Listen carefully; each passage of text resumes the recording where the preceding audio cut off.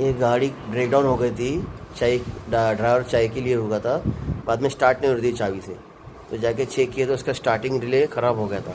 तो ड्राइवर को ये बताया कि भाई ये दोनों पॉइंट को टच करेंगे, दोनों बोल्ट को जो कि 8 mm के होते हैं, उसको टच करेंगे तो गाड़ी स्टार्ट हो जाएंगी।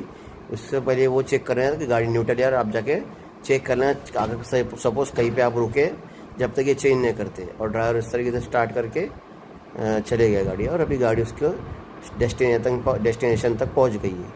तो ये स्टार्टिंग रिले है, अगर उसको ख़राब होता है तो डायरेक्ट करके स्टार्ट कर सकते हैं अपन।